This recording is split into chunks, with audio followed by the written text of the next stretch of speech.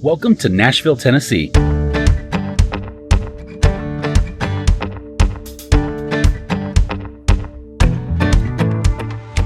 Nashville is more than a city, it's a sound. In 1871, the Fisk Jubilee Singers gave the world its first taste of music from Nashville, and the name Music City stuck.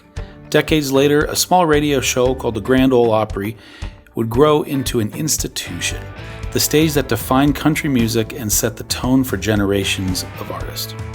But Nashville isn't just country. It's blues, gospel, bluegrass, rock. They've all found a home here. Today, more than 100 recording studios and thousands of working musicians call this city theirs. This is Nashville, the heartbeat of American music.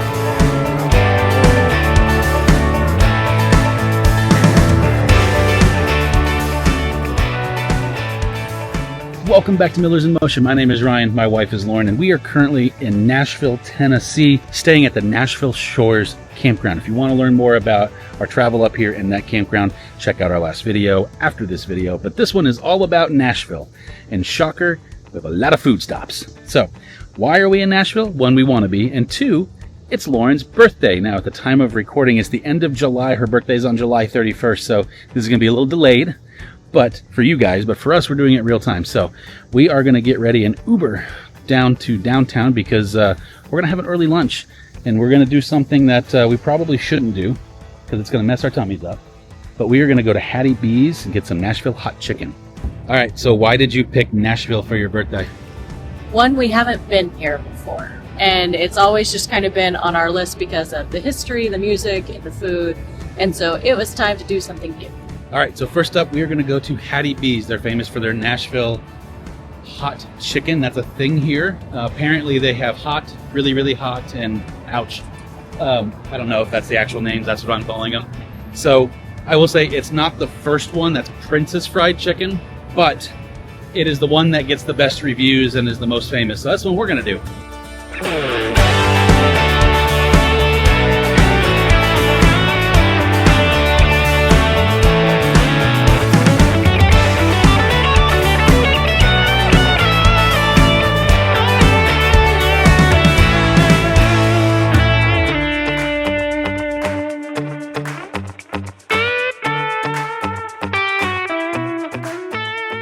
All right, it is super loud in here, so we're going to hope that you can hear this.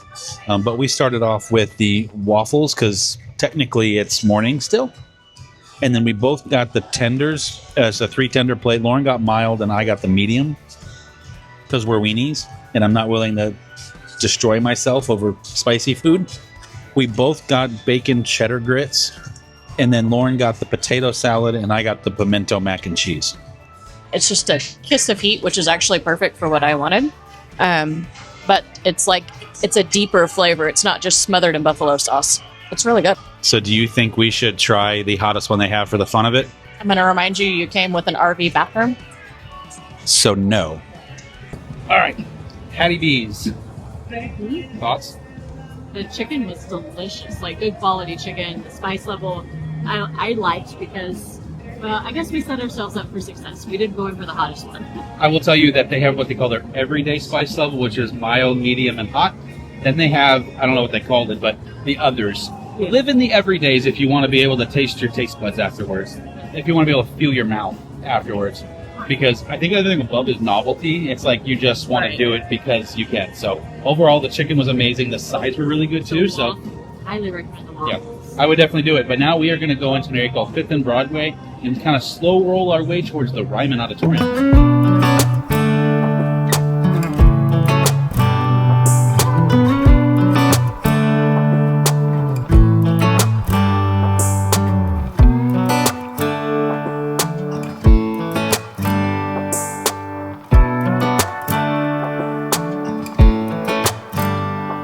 The Ryman Auditorium is called the Mother Church of Country Music, and for good reason. Built in 1892 as a tabernacle, it became the home of the Grand Ole Opry in 1943. For 3 decades, legends like Johnny Cash, Patsy Cline, and Hank Williams stood on this stage, shaping the sound of American and country music. Even after the Opry moved on, the Ryman refused to fade. Today, it's still one of the most iconic venues in the world, a place where history and live music meet every single night. That was really cool. That was really neat. Yes, the history was, the people were so helpful. There was just a lot chocolate. If you're any sort of a country music fan or a history fan, this was up there. The show was surprisingly good. Short, but good. And I would recommend the guided tour over the self-guided tour. That made a big impact. So I know we just kind of went through some pictures there, and I'm showing that. There's no video allowed inside, and there's no video or pictures allowed in the backstage area, but definitely do the backstage area. It was definitely good. Absolutely. Next up is actually the Country Music Hall of Fame, and like the Ryman, there's no videoing, so we'll do our best to see what we can get. See you on the other side. The Country Music Hall of Fame Museum is often called the Smithsonian of country music.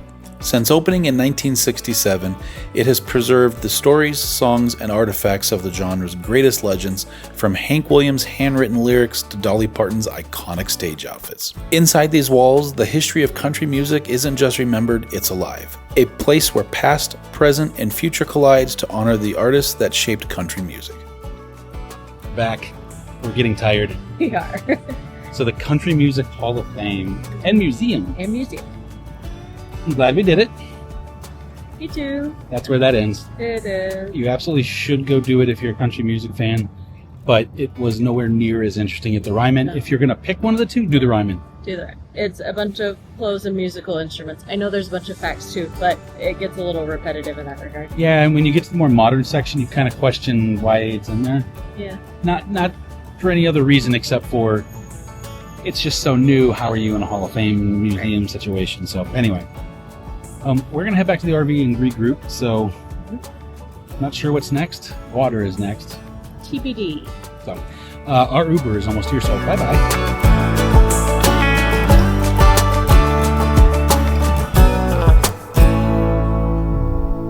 Good morning in the second full day of our Nashville adventure. Also, today is the day.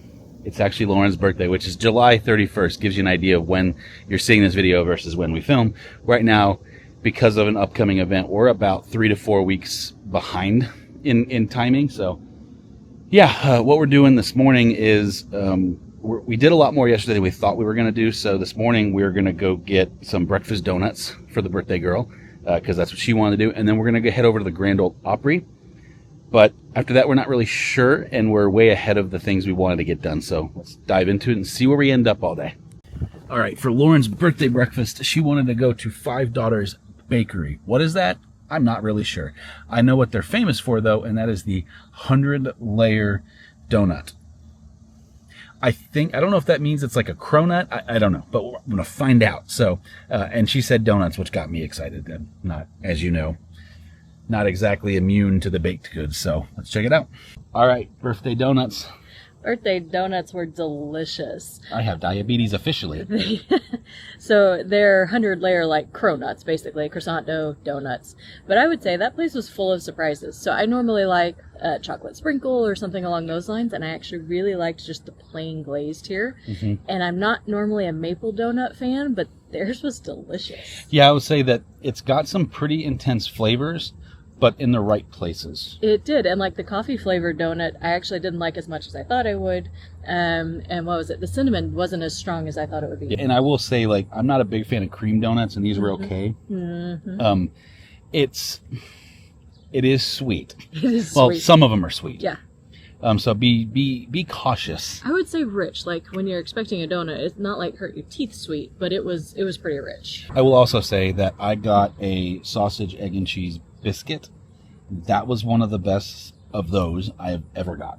All right. Very dense, though. They do a great job on the donuts, but the biscuit was the best thing we ate. It was. It really was. And the coffee was on point. It was really good. It was. So if you're in the area, you couldn't do it a lot. No. It's too sweet and indulgent. And quite frankly, I mean, you see now what we've gotten.